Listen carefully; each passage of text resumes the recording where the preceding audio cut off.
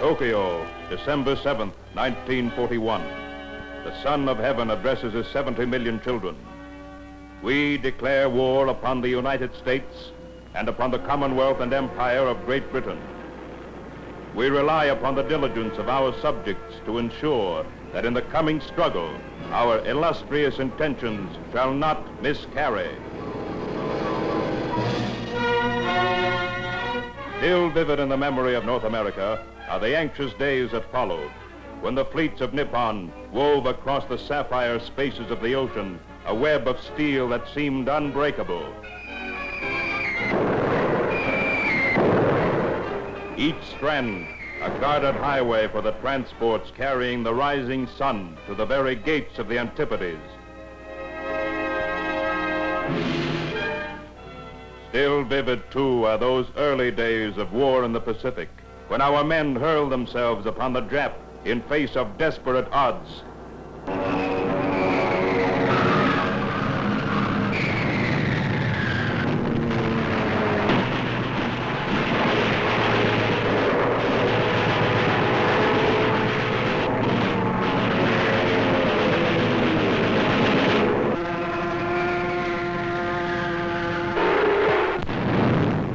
For every ship they sank, it seemed Japan could set 100 more upon the sea to feed her arsenals at home with the loot of conquered lands.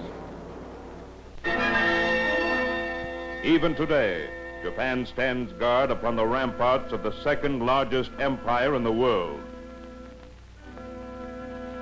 From the steppes of northern Asia to the islands of the Indies, she rules no less than 1/5 of the whole world's population. To every corner of this vast domain, her engineers have brought the grim machinery of exploitation. For Nippon's plan of war demands that her conquered territories be swiftly drained of all their natural wealth before the conquerors themselves are driven out.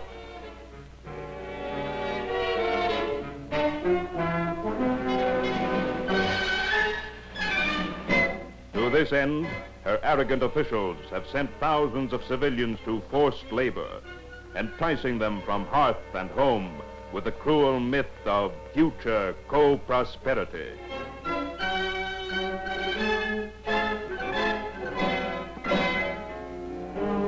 And so long as these resources remain within her grasp, Nippon believes that she can fight on without the aid of any other power.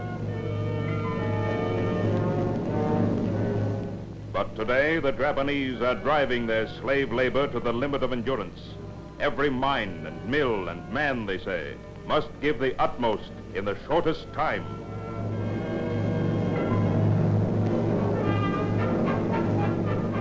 For time, they know, is swiftly running out across the empire of the rising sun.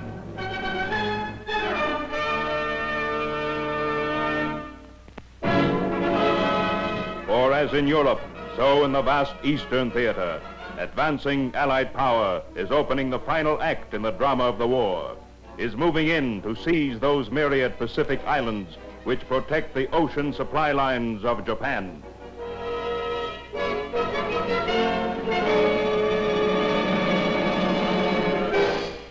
Through the gray Pacific dawn, the attacking forces steal in upon their island objectives.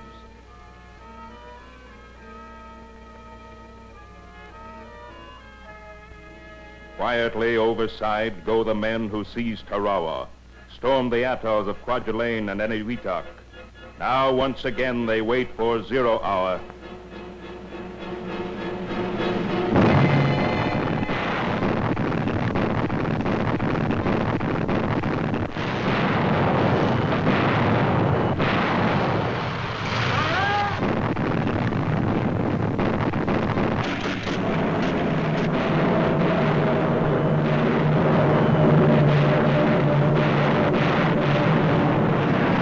Landing boats in.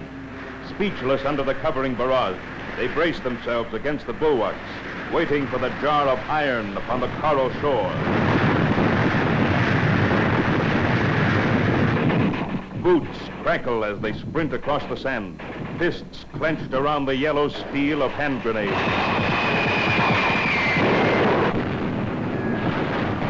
They seldom see the Jap, but they have to burn and blast him out of every blockhouse.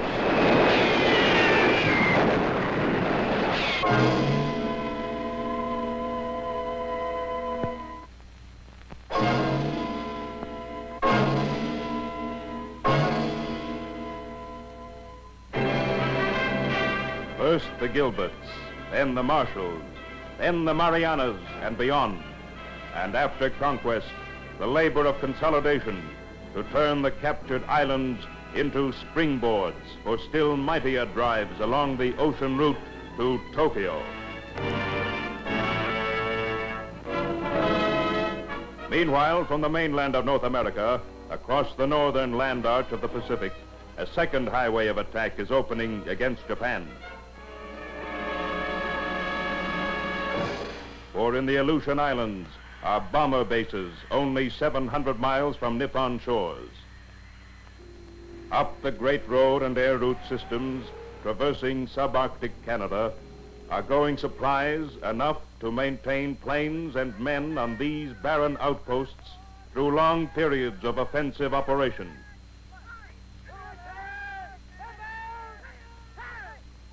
For days on end, the treacherous Aleutian fogs keep every aircraft grounded. For days on end, the bomber crews await their chance.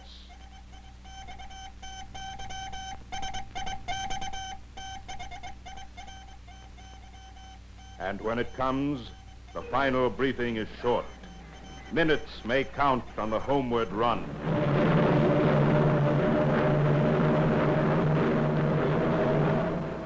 And to the storms which swirl across the craters of a world still in the making is added the thunder from above the clouds, falling upon the distant northern strongholds of Japan.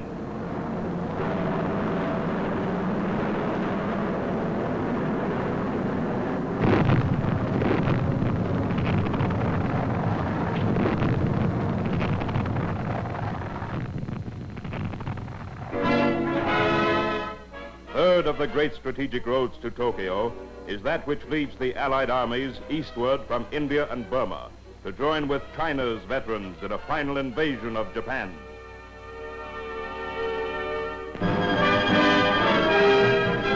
The Lido Road, across the mountainous terrain of northern Burma, a highway with which to reopen a ground supply route from India to Chongqing.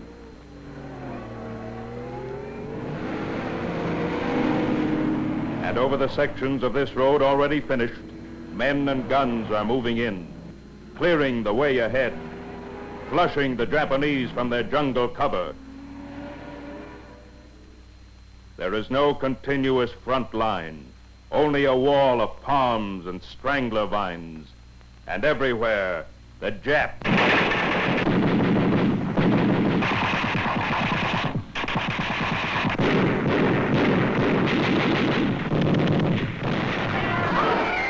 It's the strangest, hardest battlefield of all this global war.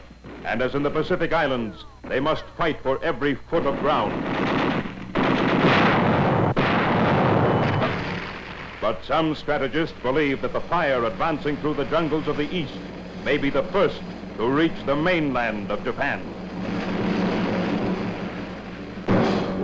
To stave off these triple blows, Allied observers are convinced that Japan is preparing a last-ditch defensive stand.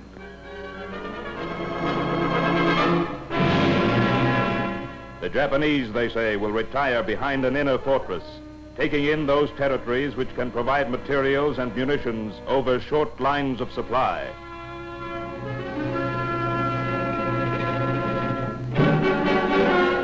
Key to the outworks of this fortress will be Manchuria, Japan's industrial stronghold in continental Asia. For 13 years, unhappy Manchuria has served as a training school for Nippon specialists in totalitarian control. Has seen its 40 million people driven like cattle to the mines and factories of a model slave state.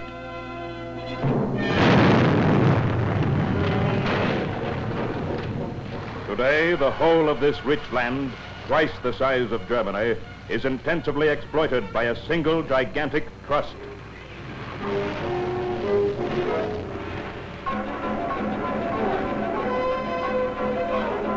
With its many plants under the direct control of the Japanese High Command, this formidable combine now ranks among the largest armament producers in the world.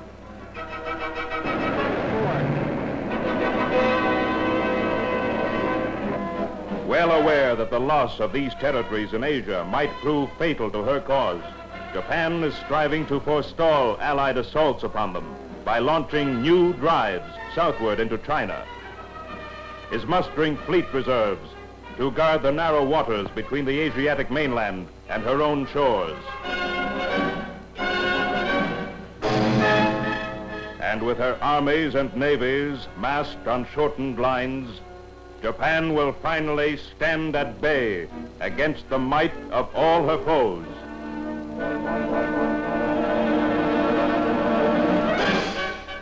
Within the fortress walls, they say men move as though along a course of fate they have no power to change.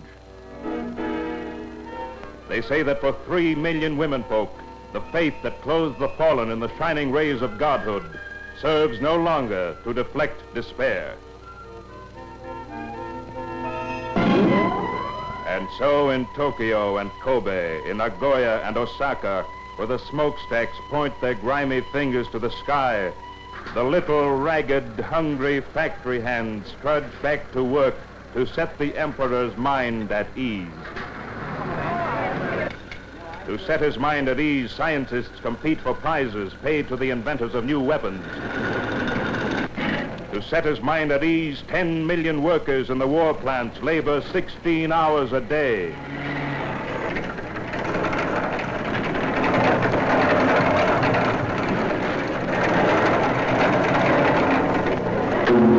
And above the clamor of the foundries and the shipyards, the loudspeakers blare out their grim and endless homily. No enjoyment in this world can be bought with money. To serve the emperor with sincerest hearts, this alone is joy beyond expression.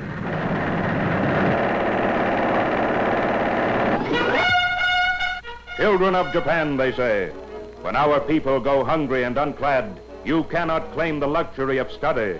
Instead, you should be proud to be a bullet on the battlefield.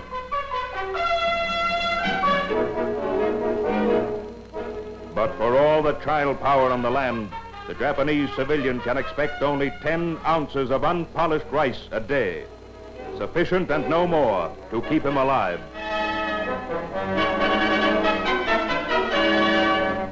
And for a people who once drew a staple food from the sea, there is but a single scrap of dried fish twice a week. Prepare, they say, for the total abolition of consumer life.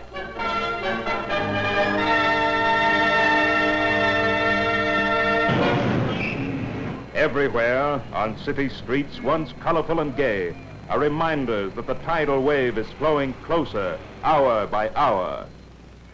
Everywhere, government speakers wage their so-called battle for the oratorical conquest of the foe.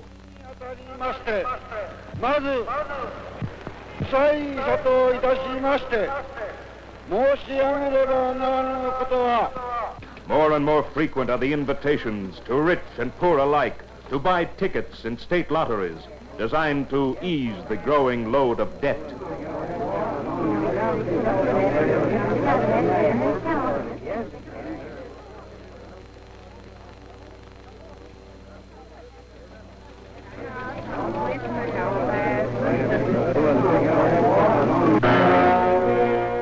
And so a nation which has ever held life cheap prepares to practice once again its ancient arts of death. If our bodies are broken, they say, we shall fight on with the spirits of our forebears until the emperor calls cease. And behind the taut smiles of farewell, they hide their gritted teeth.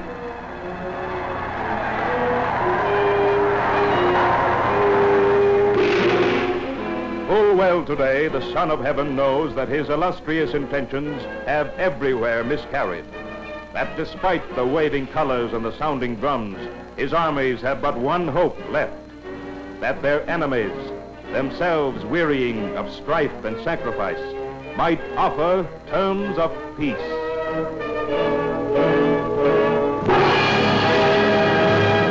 But in the ponderous Allied fleets now heading out for Japanese home waters, they have the answer to their slender hope.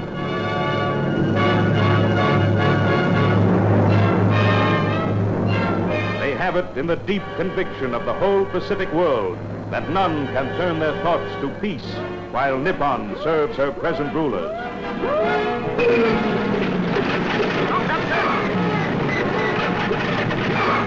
And in the thunder of the bombers now echoing across their very fortress walls, perhaps they hear again the recent warning of their own Admiral Nomura. We cannot heed the fate of Germany, for the Allies are upon us now with all their strength.